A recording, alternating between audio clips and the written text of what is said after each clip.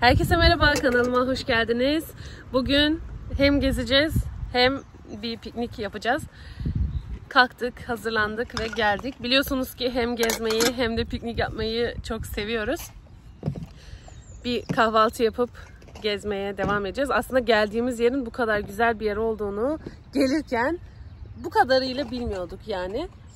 Şimdi şurası göl, hemen arkasında bir nehir var. Aslında şurada da bir sahil var. Biliyorsunuz, yani izleyenler biliyordur. Almanya'da nehirlerde insanlar yüzüyorlar. O yüzden nehir kenarlarında da böyle sahiller, bildiğiniz plajlar oluyor.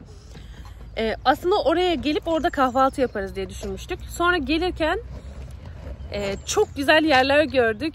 Dedik ki kahvaltımızı yapalım, buralara gezmeye gelelim. Şimdi burada kahvaltımızı yapacağız. Buraya oturduk. Şu anda göstereceğim oturduğumuz yeri. Burada kahvaltımızı yaptıktan sonra da oraları gezmeye gideceğiz. İyi seyirler. Çayımızla kahvaltı hazırlığına başladık. İşte oturduğumuz yer böyle bir yer. Biraz yukarıda bir yerde oturmaya çalıştık. Çünkü kenarda da sazlıklar var. Zaten oturmaya müsait değil. Burası biraz daha düzlüktü. Şöyle manzarayı izledik. Hava aslında kapalı gözüküyor ama sıcak. 21 derece bugün hava. O yüzden iyi. Biraz rüzgar esiyor şu anda ama öyle çok üşütecek bir hava yok. Oo, Ahmet Ustam. Kahvaltıda ne var? Kahvaltıda kıymalı yumurta. Oo, ellerinize sağlık. Kıymanın olmasını bekliyoruz. Evet. Biraz rüzgar olduğu için ateşimiz biraz daha geç etki ediyor. Evet. Çayımız hazır. Çay Soframız hazır. Aynen. Tek bu kaldı. Yumurtalar. Evet. Başka bir şey yok. Evet. Bu da olunca. Bir de bu ocakta biraz şey oluyor. Mesela tavuk daha normalde daha hızlı suyunu verip salarken mesela bu ocakta yaptığımız zaman daha sulu oluyor. Neden evet. oluyor bilmiyorum. Ateş daha kısık olduğu için olabilir belki. Olabilir. O yüzden şimdi kıyma da biraz sulu. Biraz piştikten sonra yumurtasını kırıp yiyeceğiz. Evet. Yemeğe çok az kaldı. Acıktın mı? Acıktım. Çok rüzgarlı ya, yumurta etrafa savruluyor. Allah'ım yarabbim. Bugün Instagram'da şey var ya, birisi beni izlerken motor becerilerim diye. Evet. Ben. Acıktın mı? Acıktım yani tabii. Çok güzel koktu değil mi? Moku derken. Evet. Ya böyle kendin yapıp yemenin zevki ayrı bir şey ya. Ben çok seviyorum böyle aktiviteleri. Güzel bir şey. Soframız hazır. Yemeğimizi bekliyoruz artık sabırsızlıkla. Hemen kahvaltımızı yapınca gezimiz başlasın. Böyle bir ev gördük. Burası anıt eviymiş. Ben ilk başta gerçek bir ev mi acaba dedim, hani kullanılan. Şöyle göle, arkasında da nehre bakıyor. Önde de çiçekler falan var yani. Önünde meğersem yazıyormuş. Burası bir anıt eviymiş. Şimdi burası aslında bir köy olarak geçiyor. Varda şehrine ait bir köy. Şurada da bir yazı yazıyor. Bu köy için Kene diye bir aile varmış ve bu aile bu köyün kuruluşunda büyük rol oynamış. Şimdi biraz sonra gezeceğimiz yerlerde de onların yine etkisi var. Onları da anlatacağım. Bu anıt evi de onlardan Karl ve Kene için babası tarafından anıt evi olarak yaptırılmış. Zarar görmüş fakat daha sonrasında onarılmış. Şu üzerindeki renkler de gerçek rengine nasıl desem, gerçek rengine benzetmek için bu şekilde yapıldığı yazıyor orada. Aşkım, şimdi hazır mısın? Geliyor soru. Burası bir ev olsaydı burada yaşamak ister miydin? İsterdim, güzel. Burası aslında ikimizin de tam olarak yaşamak isteyeceği bir yer. Tek sıkıntı bence şu: bir, bahçesi yok kendine ait. İki, etrafı sarılı değil. Yani ana yol üstü çok fazla araba geçiyor ve aşağıda çok insan yürüyor. Manzarası falan çok güzel. Evet. Bir de daha bu ağaçları aşağı boyalar full yeşillenecek. Bir hikaye. Aynen öyle. Aslında tam istediğimiz gibi bir yere çok yakın. Şimdiye kadar gördüğümüz en yakın yer olabilir. Evet. Ha. Ya burası daha çok, burayı zaten biri yaşasın diye yapmamışlar ya. İşte anıt evi diye yapılmış da. Kapısı, güvenliği yok yani. Tabii güvenli. Bu güzel. Ha, ya, güzel. İşte anıt evi olarak yaptırılmış. Burası ziyarete falan açılmıyor mu çünkü? Hiçbir fikrim yok. Nasıl, ne var içinde acaba? Bilmiyorum ki. Baksana çatısına ya, ne kadar değişik. Evet. Mesela ben şu şeyi anlamıyorum. Bu mesela çok yağmur yağınca falan ne oluyor? Bu çekmiyor mu bunlar bunu? Bilmiyorum ki, içinde bir madde vardır bence. Bambunun incesine benziyor sanki, baksana. Evet. Ya vardır illaki bir şeyi. Şuna bak, telli tutmuşlar. Aynen. Güzel. Yani en altta bence bir yapı olabilir evin üstünde. Evet evet. Yapmak da zor. Arada başka bir şey. Bunları topluyorsun, teker teker getiriyorsun. Tabii. Şu Ya da bağlayıp sazlıklarla getiriyorum. bağlantılı olabilir mi ya? Sazlıkların şeyi olabilir mi? Sapı falan. Bilmiyorum ki. Ben de hiç bilmiyorum. Bilmediğim konuya şey yapmayayım daha fazla ama. Bak şehrin ismi burası. Verda. Doğru okuyorum değil mi? Verda. Verdi, evet. Ha bak, bu da şey herhalde. Anıt olan şey de yarısı kırılmış. Evet. Bu köyün ismi Petzold. Burası da dediğim gibi Verda şehrine bağlıymış. Berlin'e merkezden tabi uzaklığı bir saati bulur. Bir saati bulur. 40 dakika mı? Yarım saat 40 dakika arası bir şeydi. İşte şeye göre. Bilmiyorum, hatırlamıyorum da. Yani yarım saat 40 dakika arası trafiğe göre değişir. Burası da Petzold Kilisesi.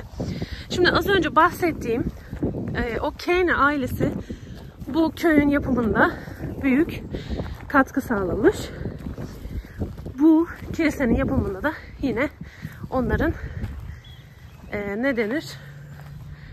Etkisi mi var diyeyim, parmağı mı var diyeyim. Baksana, aynı zamanda da burası anıtmış.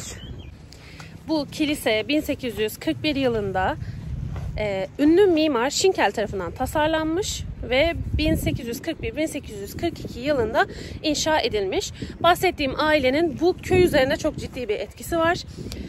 Biraz sonra anlattıkça sizin için de daha çok oturacak. Bu kilise kültürel etkinliklere ev sahipliği yapıyor. İşte sergiler, konserler burada düzenleniyormuş. Biraz önce de yanından geçtiğimiz şu tabelaya geri döndük. Burada bir sergi varmış. 14 Nisan 12 Mayıs arasında Melekler Daima Yüksekten Uçar ismi. İçeride şu anda bir sergi var yani. Bizim kahvaltımızı yaptığımız yer arka tarafta kaldı aslında. Bizim kahvaltımızı yaptığımız yerde bir göl kenarıydı. Fakat hemen arkasında nehir vardı. Şimdi bu tarafta da bir göl daha var. Ama burası dediğim gibi göl. Büyük bir göl. İçerisinde de yatlar, gemiler var. Kilisenin kulesi de geziliyormuş. Şu anda yukarıda insanlar var. Eminim ki yukarıdan manzara çok iyidir. Buradan bile çok iyi yani. Arkamda biraz önce gösterdiğim banklara oturup burayı saatlerce izlerim ben yani. Yalnız olmadığımı biliyorum bu konuda. Burası sadece biraz tehlikeli ve kenarda korumalıklar yok aslında. Ama aşağıda şey varmış. Yürüme yolunu gördüm. Şimdi yürüyenler de var. Ama tabii ki buradan düşmek istemeyiz. Ben biraz geriye doğru gideyim. Şimdi aslında biz bir piknik yapmak için yola çıktık. Burayı dediğim gibi öncesinde ben biraz araştırdım. Fakat bu kadar yakın yerler olduğunu ya da böyle bir yer olduğuna dair hiçbir fikrimiz yoktu. Biz buraya gelince piknik yapacağımız yeri ararken buraları gördük. Şimdi bu köyü neden gezdiriyorumu anlatacağım size. Bu köy tarihi bir köy. Yani araştırmadan önce bu zaten kendisini belli ediyor. Böyle tam girince ne demiştim aşkım sana? Burası tam Orta Çağ köyü gibi dememiş miydim? Şimdi birazdan o tarafa da geçeceğiz. Böyle tam böyle Orta Çağ şeyi verdi bize. Girdiğimiz bir sokak. O yüzden dedim ki burayı çekelim. Yani aslında bu fikirle buraya gelmemiştik. Şimdi burası aslında dediğim gibi bir köy diye geçiyor. Fakat bir köye göre çok kalabalık. Ve çok hareketli. Yol üstü yani böyle tam sanki 4 yol ağzıymış da hani her yere giden oradan geçmek zorundaymış gibi bir havası var. Şimdi ortaçağ havası dediğim şeyleri bu eserlerle görebilirsiniz. Bunun ne olduğuna dair bir şey henüz göremedik. Aynen, yazarsa şimdi bakarız zaten. Ama şey yani bayağı sağlam şey duruyor. Evet. Canlı şey duruyor yani. Şurada da mesela bir yapıt var. Şu evler falan. Şeyin girişi galiba bu bir. Yani kalenin mi? Girişi mi diyeceğim, bak zaten şurası bir çarşı gibi, bak gördün mü? Evet şurası? evet. Oranın girişi herhalde. Bakalım belki içine de giriliyordur. Şimdi ama çok bir fikrimiz yok. O kapı. Galiba evet. Orası önceden sanırım araba girişiymiş. Yani o orta çağ dediğimiz havayı burada siz de bence göreceksiniz. De geçemeyeceğiz biz buradan bence, dur. Şimdi. Baksana zaten. Şey 1 numara mesela, değil mi? Evet. Şuraya da bakabiliriz yani. Baksana eski evler yani, çok belli. Şu anda da oturan var mıdır bilmiyorum. İçerideki şeyler çok eski perdeler falan. Var mıdır acaba? Var gibi de. Ha şurada var ya. Var mı? Işık yanıyor. Göremedim onu. Camda biri yok değil mi? Yok. Anlayamadım, korktum şu an birazcık. Perdeler falan çok eski de dur şunu bir şey yapayım. Şimdi eğer Berlin'den biraz uzaklaşayım ama çok da uzağa gitmeyeyim. Ama böyle sakin bir yerde oturayım. Hem orman olsun hem nehir olsun işte ya da göl olsun diyorsanız. Aynı zamanda da böyle gezilecek bir yer arıyorsanız bence buraya gelebilirsiniz. Dediğim gibi biz burayı gezmek için aslında gelmedik. Şans eseri gezecek yerlerini fark ettik. O yüzden size de bilgilendirme yapmak istedik. Burası da bir restoran galiba. Şimdi bu evde yaşayanlar burada bir şeyler satıyorlar. Ne olduğunu anlayabilir miyim? Anlayamadım aslında. Evet öyle duruyor. Şunda mesela elma varmış, mandalina varmış, muz varmış içinde. Yani işte üstünde eğer yanlış anlamadıysam ekmeğe sürmelik gibi bir şey yazıyor. Öyle gözüküyor. Evet içindekileri yazmışlar yani.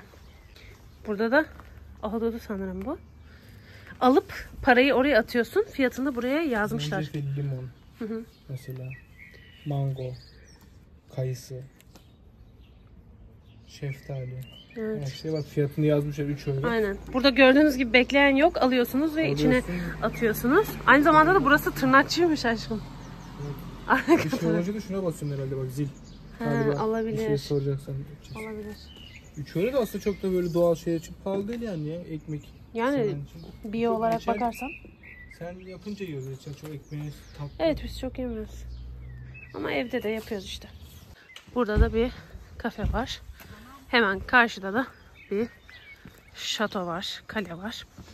Şimdi bu bahsettiğimiz ortaçağ evleri işte yani bizim ortaçağ evlerine benzettiğimiz köy evleri size biraz önce bahsettiğim kiliseyi cümlemi toparlayamadım. Kiliseyi çizen mimarla aynı mimar bu köyü de çizmiş aynen. Toparlayamadım. Bir yandan da etrafa bakıyorum ya toparlayamadım. Aa bak yumurta. Aynı zamanda da burada şu anda yumurta bayramı. O yüzden evlerde de yumurtalar var. Kaleye girmek için bileti buradan da alabiliyorsunuz. Ya da işte az önce gösterdiğim kafeden de alabiliyormuşsunuz. Sanırım şu an kalenin bahçesinde miyiz ama burası ev. Anlayamadım ben pek. Evet. Baksana şurada yapmışlar gördün mü? Kalenin asıl eski kısmı orası bak. Burası yenilenmiş gibi. Öyle mi diyorsun? Bak orada asker gibi bir şey koymuşlar gördün mü? Burası ya gitmiştik ya şeye benziyor biraz daha hani bir tane batı tarafına bir yere gittik ya. Evet.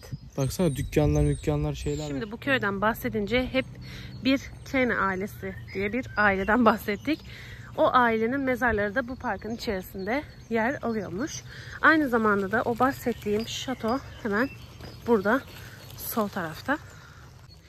Burası 1820 yılında bahsettiğim Kene ailesi için yapılmış bir malikane.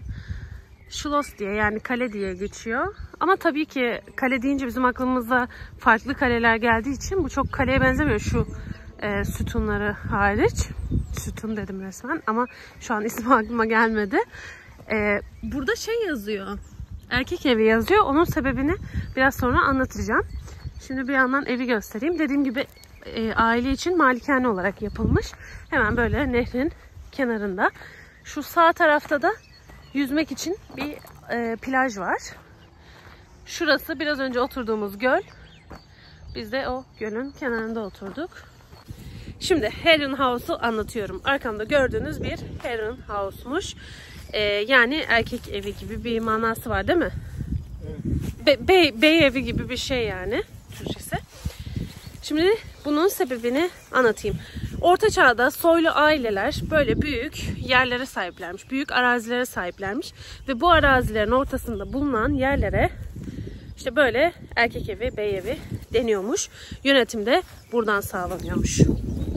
Size göstermek istediğim bir şey daha var. Burada böyle kuş yuvaları ağaç dallarından yapılmış. Doğal ortam olmuş. Bu dikkatimizi çekti. Şurada bir tane daha var ama biraz daha gibi, tünel gibi. Artık kuşlar için mi, diğer canlılar için mi onu bilmiyoruz. Burada bir anıt var. Taşın üzerinde birinin ismi yazıyor. Doktor unvanı sanırım. Uçak mühendisiymiş. Ama göremedim. Uçak mühendisi demedim mi? Orada bir de sanki kadın da var gibi isim olarak ama ben mi yanlış anladım bilmiyorum. Adamın ismi ne? Alfred? Aynen Alfred. Kızı diyor. Tochter. Kızı mı? Aynen kızı. Ha, göremedim onu. Kızıyla beraber mi burada öldürülmüş o zaman? Evet. Kızın adını göremedim. 10 Mayıs 1943'te öldürülmüş. Bu kişi Nazi karşıtıymış ve burada onlar tarafından öldürüldüğü söyleniyor. Bir videonun daha sonuna geldik. İzlediğiniz için teşekkür ederim. Kanalıma abone olmayı, videoyu beğenmeyi, mümkünse yorum yapmayı, ne yorum yaptığınızın önemi yok. Kalp bile olsa koyabilirsiniz. Başka içinizden ne geçerse alkış olur, şey olur, ne isterseniz. Bakın hep olumlu şeyler gördüğünüz gibi. Koymayı unutmayın. Bunlar benim için önemli. Desteğinizi benden esirgemeyin. Umarım beğenmişsinizdir. Başka videolarda görüşmek üzere. Hoşça kalın.